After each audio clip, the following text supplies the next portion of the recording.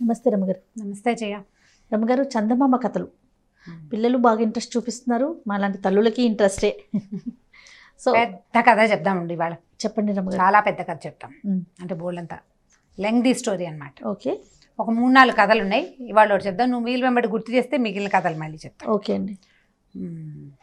మణిపురం అనే ఒక రాజ్యంలో రాజుగారి అమ్మాయికి ఏదో జబ్బు చేసిందట. చాలా జబ్బు చేసింది. జబ్బు చేస్తే రకరకాల వైద్యాలు చేయించారు. ఏం వైద్యం చేయించినా ఏమీ ఫలితం కనబడలా. పిల్ల జబ్బు కుదరలేదు. జబ్బు కుదరకపోయేసరికల్లా సరే ఏమన్నారు, ఆ రాజవైద్యుడు పిలిచి దానిమ్మ పళ్ళతోటి వైద్యం చేయాలండి ఈ అమ్మాయికి. మామూలు దానిమ్మ పళ్ళు కాదు, మామూలు దానిమ్మ పళ్ళతోటి కుదరదు. మంత్రపు దానిమ్మ పళ్ళు, వింత దానిమ్మ పళ్ళు, వాటితోటి వైద్యం చేస్తే కుదురుతుందండి అని చెప్పాడు. ఈ వింత దానిమ్మ పళ్ళు, మంత్రపు దానిమ్మ పళ్ళు ఎక్కడ దొరుకుతాయి? వెతకాలి కదా. ఈ రాజుగారు ఏం చేశాడు, ఇవన్నీ ఎవరు తెస్తారని దేశంలో దండోరా వేయించాడు. మా మణిపురపు రాజుగారు ఎవరైనా వింత మంత్రపు దానిమ్మ పళ్ళతోటి రాజకుమార్తెకి జబ్బు కుదిర్చేవాళ్ళు ఉంటే గనక వాళ్ళకి అర్ధరాజ్యం ఇస్తా, ఓకే, రాజకుమార్తెని ఇస్తా, ఇలా రకరకాల ప్రకటనలు చేశారు. మనం కూడా చూస్తుంటాం కదా, ఇది ఇచ్చేస్తాం అది ఇచ్చేస్తామంటారు. సరే ఏమైంది, ఆ ఊళ్ళో జనాలంతా విన్నారు. ఈ వింత మంత్రము ఇవన్నీ ఏమిటి, దానిమ్మ పళ్ళలో వింత పళ్ళు దానిమ్మ మంత్రపళ్ళు ఎలా ఉంటాయని ఆలోచిస్తూ జనాలు ఎవరు ఉత్సాహపడలా. ఆ ఊళ్ళో ఒక ధర్మబుద్ధి అని ఒక వ్యాపారస్తుడు ఉన్నట్ట. ఆయన పరమ అబద్ధాల కోరుట, ఎప్పుడూ అబద్ధమే చెప్తాడు. ఆయన నిజం చెప్పి ఎరగడు అసలు. అయితే ఆయనకి 3 కొడుకులు ఉన్నారు. పెద్దవాళ్ళు 2 వాళ్ళ నాన్నలాగానే అబద్ధాల కోరులు. 3వ వాడు సుబుద్ధి, వాడి పేరు. వాడు మంచివాడు, వాడు అబద్ధాలు చెప్పడు. అసలు అబద్ధం చెప్పాల్సి వస్తే మాట్లాడకుండా ఉంటాడనమాట వాడు. అయితే ఈయన ఏమన్నాడు, కొడుకులకు చెప్పాడు, ఎరా అర్ధరాజ్యం ఇస్తారట, రాజుగారి అమ్మాయిని ఇస్తారట, ట్రై చేస్తే సరిపోతుంది కదా. మన దొడ్లో పెరట్లో ఉన్నటువంటి దానిమ్మ పళ్ళు లాంటి పళ్ళు అసలు ఊళ్ళో లేవు. అవే వింత పళ్ళు, అవే మంత్రపళ్ళు, గాడిద గుడ్డు, ఏమవుతుంది, చెరుకో 2 పళ్ళు కోసుకుని వెళ్ళండి రా అన్నాడు. ముందు ఏం చేశాడు, పెద్ద అబ్బాయి ట్రై చేయడం కోసం 2 దానిమ్మ పళ్ళు, పెద్ద పెద్ద పళ్ళుట వాళ్ళ దొడ్లో, ఇంతంత పళ్ళు కాసేబెట్ట. 2 పళ్ళను బుట్టలో పెట్టుకుని బుట్ట పుచ్చుకొని వెళ్తున్నట్టు. వెళ్తుంటే ఒక యతీశ్వరుడు ఎదురొచ్చాడు. ఏమిటబ్బాయి, ఎవరబ్బాయివి అని అడిగాడు. ఫలానా ధర్మబుద్ధి గారి పెద్ద అబ్బాయినండి అన్నాడు. బాగా నిజం చెప్పాడు. ఏమిటో ఈ బుట్టలో అని అడిగితే, బుట్టలో కప్పలండి అన్నాడు. అనేసరికి ఆయనకి అలాగా సరేలే అని వెళ్ళిపోయాడు. వీడు పోయి రాజకుమార్తె ఒంట్లో బాగుండలేదుగా, అమ్మాయి మంచం మీద పడుకుంది, అక్కడికి వెళ్ళాడు. తెరలు అవి వేసి ఉన్నాయి. అమ్మాయి దగ్గరికి వెళ్ళి ఆ అమ్మాయి దగ్గర ఈ తెరలు తొలగిచ్చారు దానిమ్మ పళ్ళు ఆవిడకి చూపించడానికి. ఈ బుట్ట తీయంగానే 2 ఓదురు కప్పలు చెంగుమని ఎగిరి అమ్మాయి మీదకి దూకేసరికల్లా ఈ రాజుగారు అవురవురా వైద్యం చేస్తామని కప్పలు తెచ్చి మా పిల్లని అసలే ఉంటో బాగుండదని బెదిరిస్తారు, వీడిని చావగొట్టి చెవులు మూయండిరా అంటే వాడిని కొట్టి చెరసాల పడేశారు. అయ్యో పెద్దవాడు ఫెయిల్ అయ్యాడని 2వ వాడికి మళ్ళీ 2 దానిమ్మ పళ్ళు కోసి ఇచ్చాడు ధర్మబుద్ధి. వీడు 2 దానిమ్మ పళ్ళు పుచ్చుకొని వెళ్తున్నాడు. దారిలో యతీశ్వరుడు మళ్ళీ కనపడ్డాడు. అబ్బాయి ఎక్కడికి రా, ఏమిట్రా అని అడిగితే, ఆడుకోవడానికి వెళ్తున్నానండి అన్నాడు. అనేసరికల్లా బుట్టలో ఏం పెట్టుకెళ్తున్నావురా అంటే, పీతలు ఉన్నాయండి అన్నట్టు. పీతలా, బాగుంది నాయన అన్నాడు. అనేసరికల్లా సరే మళ్ళీ వీడు లోపలికి వెళ్ళాడు. ఈసారి రాజకుమార్తె మరీ దగ్గరగా నుంచోకుండా నా దగ్గర మంత్రపు దానిమ్మ పళ్ళు ఉన్నాయని ఓపెన్ చేశాడు. చేసేసరికల్లా పీతలు 2 చక్కగా గుణగుణలాడుతూ బయటకు వచ్చినాయి. వచ్చేసరికి వీడిని కూడా తన్నారు. తన్ని చెరసాల పడేశారు. ధర్మబుద్ధి కొడుకులు దుర్మార్గులు ఇట్లా రాణిగారి యువరాణిని బెదిరించడానికి భయపెట్టడానికి చేశారని చెప్పుకున్నారు ఊరంతా. 3వసారి ఏమైంది, సుబుద్ధి అన్నాడు, నేను కూడా తీసుకెళ్తాను నాన్న అంటే, వాళ్ళ నాన్న అన్నాడు, బోల్డ్ అంత తెలివైన వాళ్ళు, పెద్దవాళ్ళు 2 వల్లే కాలేదు, దెబ్బలు తిని వచ్చారు, నీ వల్ల ఏమవుతుంది, తెలివి తక్కువ పెద్దమవి, నీకు అబద్ధం ఆడడం కూడా రాదు, ఎందుకు పనికిరావు, నువ్వు వేస్ట్ ఫెలో అన్నాడు. అయినా సరే సుబుద్ధి, పోన్లే నాన్న, నాకు రాకపోతే పోయిందిలే, రాజకుమార్తె పోనీ దానిమ్మ పళ్ళు ఇస్తే ఆరోగ్యానికైనా మంచిది, రాజుగారి అమ్మాయికి 2 పళ్ళైనా ఇవ్వకూడదా మనం అని 2 పెద్ద పెద్దగా నున్నగా నిగనిగలాడుతున్న దానిమ్మ పళ్ళు కోసుకున్నాడు. పోసుకుని ఒక చిన్న గావంచాలో పెట్టుకుని పట్టుకెళ్తున్నాడు. వీటికి మళ్ళీ ఆ యతీశ్వరుడు ఎదురొచ్చాడు. అబ్బాయి ఎవరబ్బాయిరా అన్నాడు. అయితే ఈవిడ దండం పెట్టి, ఫలానా ధర్మబుద్ధి గారు 3వ అబ్బాయినండి సుబుద్ధి, మరి రాణిగారికి యువరాణికి ఒంట్లో బాగుండలేదు కదండి, చూడ్డానికి వెళ్తున్నానండి అన్నట్టు. గావంచాలో ఏమిటో చుట్టావు, ఏమిట్రా అని అడిగాడు ఆయన. ఇవి ఆవిడ రోగం కుదర్చడం కోసం దానిమ్మ పళ్ళు అండి అన్నట్టు. నిజం చెప్పేసరికల్లా ఆయన అవునా అలాగే రా అవును అన్నాడు ఆయన. వీడు వెళ్ళి ఆ దానిమ్మ పళ్ళు ఇచ్చేసరికల్లా పట్టుకోగానే పిల్ల మెల్లిగా లేచి కూర్చుంది. ఓహో, లేచి కూర్చునేసరికల్లా సరే ఏదో బాగానే ఉందిగా, అక్కడి నుంచి పళ్ళు ఒలిచి పెడితే ఆ అమ్మాయి ఒక్కో గింజ తినేసరికల్లా పోయిన కళంతా తిరిగి వచ్చి అమ్మాయి నార్మల్గా అయిపోయింది ఒక రోజు గడిచేసరికి. ఇక రాజుగారికి దిగులు పట్టుకుంది. ఈ ఎదురుగుండా ఉన్నవాడేమో ఓ శెట్టి కొడుకు సామాన్యంగా ఉన్నాడు. వీడికి అర్ధరాజ్యం ఇచ్చేయాలి, వీడికి అమ్మాయిని ఇచ్చేయాలా? ఇవ్వబుద్ధి కాల ఆయనకి, ఇవ్వాలనిపించలే. ఏమన్నాడు, అబ్బాయి అడిగాడు, మీరు అమ్మాయిని ఇచ్చి పెళ్లి చేస్తామన్నారు కదండి, అర్ధరాజ్యం వద్దు, అమ్మాయిని ఇచ్చి పెళ్లి చేయండి అన్నాడు. నాకు రాజ్యం వద్దండి, అమ్మాయిని ఇచ్చి పెళ్లి చేయండి అనేసరికల్లా రాజుగారు అన్నారు. అప్పుడే ఏమైంది, గండబేరుండ పక్షి ఉంది కదా మన దగ్గర, మనకు అవతల ఉంటుంది సముద్రంలో ఒక దీవిలో ఉంటుందన్నమాట. ఆ గండబేరుండ పక్షి ఈక పట్టుకురా, ఆ ఈకను తెచ్చిచ్చావా మా అమ్మాయిని ఇచ్చి పెళ్లి చేస్తే అర్ధరాజ్యం కూడా ఇస్తానన్నాడు. వీడు సరేనని బయలుదేరాడు. గండబేరుండ పక్షి ఈక తేవటం అంటే ఎంత కష్టం. గండబేరుండం అంటే పాత కథల్లో, ఈ జానపద కథల్లో బాగా కనపడుతుంది. పెద్ద గద్ద అనమాట అది. దానికి ఏవో మాయమంత్రాలు ఉంటాయని, మహిమలు ఉంటాయని దానికి చాలా తెలుసని అలా చెప్పుకుంటారు. అయితే ఏమైంది, వీడు వెళ్తుంటే దారిలో ఒక రాజుగారి ఇంట్లో ఆశ్రయం పొందాడు.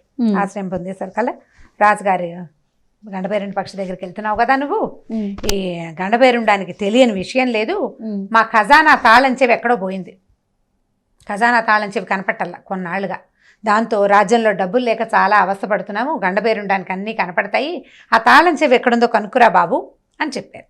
సరే అయిందా. అక్కడి నుంచి ఆ రోజు మర్నాడు పొద్దున వాళ్ళు ఏదో వాళ్ళకి ఇచ్చిన అవి ఇవి పుచ్చుకొని రెండో రాజ్యం వైపు నడిచాడు. ఓ 3 రాజ్యాలు దాటాలన్నమాట అక్కడికి వెళ్ళటానికి. ఈ రెండో రాజ్యంలో కూడా ఆ రోజు రాత్రి విశ్రమించాడు. వాళ్ళు ఏమన్నారంటే, బాబు మా అమ్మాయికి చాలా అనారోగ్యము, అసలు లేవట్లేదు పిల్ల, ఎంతో జబ్బు చేసింది, మా వైద్యుడు దానికి ఏం జబ్బో తెలుసుకోలేకపోతున్నారు, మా పిల్ల జబ్బు కారణం గండబేరుండాన్ని అడిగిరావా నువ్వు అని అడిగాడు. సరే అది కూడా అడిగొస్తానన్నాడు.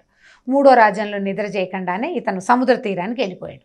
ఆ సముద్ర తీరంలో ఒక పెద్ద బ్రహ్మాండమైన ఒంటికన్ను రాక్షసుడు ఒకడున్నాడు. వాడు ఏంటంటే ఈ సముద్ర తీరం నుంచి సముద్రం మధ్యలో ఉన్న దీవికి మనుషుల్ని చేరేస్తాడు. ఇక్కడ ఒక మనిషి వచ్చాడు అనుకో, దీవిలోకి వెళ్ళాలంటే వీళ్ళని ఎత్తుకుని తీసుకెళ్ళి అక్కడ పెడతాడనమాట. సరే వాడేమో వీడిని ఎత్తుకున్నాడు, నువ్వు గండబేరుండాన్ని చూడడానికి వెళ్తున్నావా, నేను నిన్ను అక్కడ దింపుతాను, నాకు ఈ పని ఎప్పుడు తప్పుతుందో చెప్పు, ఇది కనుక్కో, ఈ విషయం కనుక్కోమని చెప్పాడు. ఈ పిల్లాడు ఇక సుబుద్ధి వెళ్ళాడు. వెళ్ళిన తర్వాత ఏమైంది, గండబేరుండని లేదు, అయ్యో ఊళ్ళో అక్కడ లేదు, ఎక్కడికో వెళ్ళింది. ఇతను మెల్లిగా అవి ఇవి చూస్తూ లోపలికి వెళ్ళాడు. వెళ్ళేసరికల్లా ఒక ఆడ మనిషి కనపడింది అక్కడ. కనపడి, ఏరా అబ్బాయి ఎవర్రా నువ్వు ఏమిటంటే, వాడి రాజుగారు అమ్మాయి, దాని జబ్బు తగ్గటము, ఇప్పుడు తను ఇట్లా రావటము, ఈ 3 ప్రశ్నలు ఇవన్నీ చెప్పాడు. చెప్పేసరికల్లా ఆ గండబేరుండం మంచిది కాదురా, చంపేస్తుంది, నరవాసన తగిలితే ఊరుకోదు, అది ఆ రాక్షసుడు తెచ్చే మనుషులందరినీ ఇది మింగేస్తుంది, కొంతమందిని పంపేస్తాను నేను, ఒక్కోడు పిచ్చి వెధ ఉండిపోతాడు, వాళ్ళని గండబేరుండ తినేస్తుంది, నువ్వు వెళ్ళిపోమంటుంది. మరి నేను వెళ్ళిపోతా, ఈ 3 ప్రశ్నలు ఉన్నాయి కదా, ఈ ప్రశ్నలు 3టికి సమాధానం కావద్దా నాకు అంటే, సరే ఓ పని చెయ్యి, నువ్వు దాక్కో, అప్పుడు నేను చెప్తాను అని చెప్పేసరికల్లా చీకటి పడే వేళకి గండబేరుండం వచ్చేసరికల్లా రాగానే ఆడ మనిషిని అడిగింది, నరవాసన వస్తుంది, ఎవరు వచ్చారని అడిగితే, ఓ కుర్రాడు నీ కోసం వచ్చాడు, నేనే పంపించేశాను, వాడి దగ్గర 3 ప్రశ్నలు ఉన్నాయట, 3 ప్రశ్నలకి సమాధానం తెలిస్తే బాగుంటుందన్నాడు. వాడి ప్రశ్నలను మేమేం చెప్పం, వెళ్ళిపోమన్నామంటే ఏం ప్రశ్నలు వేశాడు అని అడిగాడు. ఏం ప్రశ్న వేశారంటే, ఈ ఫలానా రాజుగారికిట ఖజానాకి తాళం పోయిందిట, అదొకటి అడగమన్నారట. తాళందేముంది, ఆ తాళం చాలా సింపుల్, వాళ్ళ ఖజానా గుమ్మం పక్కన మట్టిలో ఇరుక్కుపోయి ఉంది అని చెప్పింది మొదటి ప్రశ్న. రెండో రాజ్యం రాజుగారి అమ్మాయికి అంటే యువరాణికి జబ్బు చేసింది, దానికి కారణం కనుక్కోమన్నారట. అంటే ఏముంది, ఈ యువరాణికి రోజు తలకాయ దువ్వుతారు కదా, తల దువ్వుతారు, దాని జుట్టు ఉడుతుంది కదా, ఆ జుట్టుని వాళ్ళు అక్కడ ఇక్కడ పడేయకుండా తుట్టెలాగా అట్లా చుట్టి ఓ పక్కన పడేస్తారు. అది వీళ్ళ మెట్ల కింద గదిలో ఆ వెంట్రుకల తుట్టుంది, ఆ తుట్టెలోట ఒక పాము గుడ్లు పెట్టిందిట. ఆ పాము గుడ్లు పెట్టింది, ఆ గుడ్లు పెట్టిన దోషం వల్ల ఈ పిల్లకి జబ్బు చేసింది, ఆ గుడ్లను తీసి బయట పారేస్తే ఈ పిల్ల జబ్బు తగ్గిపోతుంది అని చెప్పి. 3వ వాడు ఒంటికన్ను రాక్షసుడు, వాడు ఏం చేస్తున్నాడు, మనుషుల్ని సముద్రం నుంచి దీవిలోకి తీసుకొస్తున్నాడు కదా, ఎప్పుడు ఈ పని తప్పుతుందో అడగమన్నట్ట. అంటే ఏముంది దానికి పెద్ద, ఈసారి తెచ్చిన వాడిని ఎవడో అందులో వదిలేయమని సముద్రంలో, ఇక ఎవడు వాడి జోలికి రాడు, ఇక వాడు ఆ పని మానేయచ్చు అని చెప్పింది గండబేరుండం. చెప్పంగానే ఈ అమ్మాయి ఏం చేసింది, సరేలే అది ఆ కుర్రాడు ఎప్పుడో పోయాడు, బాగానే ఉన్నాయి సమాధానాలు, నువ్వు పడుకో అని గండబేరుండానికి ఆహారం పెట్టింది. అది పడుకుని నిద్రపోగానే ఆ ముసలిది ఏం చేసింది, చల్లగా దాని రెక్కల్లోంచి ఒక ఈకని పిక్కొచ్చి ఈ కుర్రాడి చేతిలో పెట్టింది. చేతిలో పెట్టి, అబ్బాయి సమాధానాలు విన్నావు కదా, వెళ్ళిపో నువ్వు అని చెప్పేసి పంపించేసింది బయటికి. వీడు గబగబా బయటకు వచ్చేసాడు. వచ్చేసాక ఆ ఒంటికన్ను రాక్షసుడు రెడీగా ఉన్నాడు, వీడిని ఎత్తుకుని అడిగాడు. నా ప్రశ్నకి సమాధానం కనుక్కున్నావా అంటే కనుక్కున్నాను, ముందు నన్ను దింపేయి తర్వాత చెప్తానన్నాడు. పోనీలే, ముందే చెప్తే కొంప ముంచేస్తాడు వాడు. వాడు వదిలేస్తాడు కదా. అక్కడి నుంచి ఏం చేశారు, ఈ కుర్రాడేమో ఆ గండభేరుడు ఈ ఒంటికన్ను రాక్షసుడు చేతులు పట్టుకున్నాడు. ఆ రాక్షసుడు వీడిని ఎగురుతూ ఒక్కసారి తీసుకొచ్చి ఈ దీవిలోంచి సముద్రం ఒడ్డుకు తీసుకొచ్చాడు. తీసుకొచ్చినప్పుడు ఏం చెప్పాడంటే, ఈసారి ఎవరైనా మనిషి వచ్చి నన్ను దీవిలో దింపు అంటే వాడిని మధ్యలో వదిలిపెట్టేసేయి, సముద్రంలో వదిలేయి, ఇంకా ఎవ్వరూ నిన్ను మమ్మల్ని ఎత్తుకో అక్కడ దింపు అని పొరపాటును కూడా నిన్ను అడగర్రా నాయన అని చెప్పాడు. సరే బాగుందిగా. అక్కడి నుంచి ఈ కుర్రాడు వచ్చాడు, మొదటి ఒక రాజ్యంలోకి ప్రవేశించి రాజుగారి కూతురు అనారోగ్యం గురించి ఏం చెప్పాడంటే, అయ్యా మీ అమ్మాయి వెంట్రుకల తుట్టె మెట్ల కింద గదిలో ఉందిట, ఆ తుట్టెలో పాము గుడ్లు పెట్టిందిటండి, ఆ గుడ్ల వల్లే అక్కడ పెట్టిన దోషం వల్లే మీ పిల్లకి జబ్బు చేసింది అని చెప్తారు. ఈ కథలో ఒక అటాచ్మెంట్ ఉంది చూడండి జయ. వెంట్రుకలు తుట్టెలు జుట్టు ఎక్కడైనా పడేస్తే మంచిది కాదు, అనారోగ్యం అని పెద్దవాళ్ళు చెప్పేవాళ్ళు. కథ ఇంట్రెస్టింగ్గా ఉంది, మధ్యలో ఆపుతున్నాను కానీ ఈ పాయింట్ చెప్పాలి ఇప్పుడు, లేకపోతే పోతుంది. మరి మన జుట్టు దూకుంటామా, ఈ జుట్టు ఇలా చుట్టి మేడ మీద నుంచి కింద వేసేయటము, బాల్కనీల నుంచి బయట పడేసేయటము చేయకుండా డస్ట్బిన్లో వేసేసేయాలి. అది మట్టి లోపలికి వెళ్ళిపోవాలి, కానీ బయట గాలికి ఎగురుతుంటే ఏదైనా పడకూడని చెడు పడితే అది జబ్బు చేస్తుందని చెప్పేవాళ్ళు.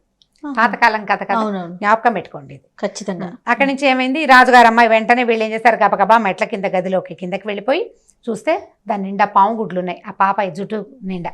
సరే వీళ్ళు ఆ పాము గుడ్లను తీసి బయట పారేసి ఆ జుట్టుని గొయ్యి తీసి పాతిపెట్టేశారు. ఈ పిల్ల వెంటనే మెల్లిగా కోలుకుంది. ఆ రాజుగారు ఏం చేశారు, బోల్డ్ అన్ని ధనపు రాసులు బండి కట్టించి ఈ కుర్రాడితో సుబుద్ధితోటి పంపించారు. అక్కడి నుంచి వచ్చి మూడో రాజుగారి దగ్గర మొదటి రాజ్యం దగ్గరికి వచ్చేసరికల్లా రాజుగారికి ఏం చెప్పాడంటే, మీ తాళం చెవులు మీ గుమ్మం పక్కన ఉన్న మట్టిలో ఇరుక్కుపోయి ఉన్నాయి చూసుకోండి అన్నాడు. వీడు ఉండగానే వాళ్ళు అదంతా తవ్వి చూస్తే మట్టిలో ఒక వానాకాలం ఎప్పుడో తాళం అక్కడ పడిపోయింది, వాన పడేసరికల్లా మట్టిలో కూరుకుపోయింది. ఆ తాళాలు తీసుకుని వాళ్ళ ఖజానా ఓపెన్ చేసుకుని సంతోషించి వీడికి బోల్డని వజ్రాలు రత్నాలు ముత్యాలు వెలలేని కానుకలు ఇచ్చి ఈ కుర్రాన్ని పంపించేసరికల్లా వీడు రాజుగారి దగ్గరికి వచ్చాడు. సామాన్లన్నీ తెచ్చుకున్నాడు, చక్కగా అన్నీ తెచ్చుకుని మోసుకొని రాజుగారి దగ్గరికి వచ్చి, ఇదిగోండి గండబేరుండం ఈక అని ఇచ్చాడు. అనేసరికల్లా రాజుగారు, అరే గండబేరుండం అక్కడే ఉందా అన్నాడు. ఉందండి, నేను వెళ్ళి చూశాను, ఇదిగో ఇట్లా జరిగింది, ఈ రాజులవి ఈ పనులు చేశాను అని చెప్పేసరికల్లా రాజుగారు ఏం చేశాడు, శభాష్ చాలా బాగుంది, నేను గండబేరుండాన్ని చూడాలి, చూసి వచ్చాక మా అమ్మాయిని ఇచ్చి పెళ్లి చేస్తాను, ఇక్కడే ఉండని ఈ కుర్రాన్ని ఇక్కడే పెట్టి రాజుగారు ఏం చేశాడు, తన 2-3 పరివారంతో కలిసి అక్కడికి వెళ్ళాడు సముద్రం దగ్గరికి. వెళ్ళేసరికల్లా ఒంటికన్ను రాక్షసుని, ఒరే నేను గండబేరుండాన్ని చూడాలి, నన్ను తీసుకెళ్ళరా అన్నాడు. వీడు వాడిని ఎత్తుకుని సలహా ప్రకారం ఏం చేశాడు, సముద్రంలో వదిలిపెట్టేశాడు రాజుగారు. వదిలిపెట్టేసరికల్లా చూస్తున్న సైనికులంతా హాహాకారాలు చేశారు. హాహా లేదు హూహూ లేదు, మధ్యలో పడిపోయిన రాజుగారిని ఎవరు తెస్తారు, రాజుగారు కాస్త మునిగిపోయాడు. వీళ్ళు వెనక్కి వచ్చి, అయ్యా రాజుగారు మునిగిపోయారండి, ఒంటికన్ను రాక్షసుడు ఇట్లా రాజుగారిని సముద్రంలో పడేశాడు, ఇంకా ఎవ్వరూ సముద్రం జోలికి వెళ్ళొద్దు, ఎందుకంటే వీడు సముద్రంలో వదిలిపెట్టేస్తున్నాడు మనుషులని ప్రచారం చేశారు. ఇప్పుడు రాజుగారు లేరు, వచ్చాక పెళ్లి చేస్తానని చెప్పెళ్ళారు. ఇప్పుడు రాజు రాలేదు కాబట్టి ఈ సుబుద్ధి రాజకుమార్తెను పెళ్లి చేసుకుని చక్కగా మొత్తం రాజ్యాన్ని సంతోషంగా అనుభవించేశాడు. మరి వాళ్ళ అన్నల పరిస్థితి ఏముంది, అబద్ధాలు చెప్పే వాళ్ళ పరిస్థితి దెబ్బలు తింటమే అవుతుంది. వాళ్ళ వ్యాపారమే వాళ్ళు చేసుకున్నారు. నిజం చెప్పడం వల్లే సుబుద్ధికి ఇదంతా కుదిరింది.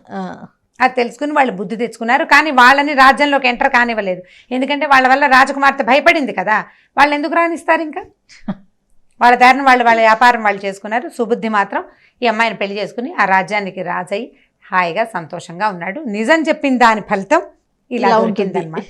చాలా బాగుంది స్టోరీ. కథ పెద్దది కదా, కొంచెం ఎక్కువసేపు చెప్పచ్చు. మీరు ఇంకా ఓపిక్గా తాపీగా స్లోగా 2 రోజులు చెప్పండి.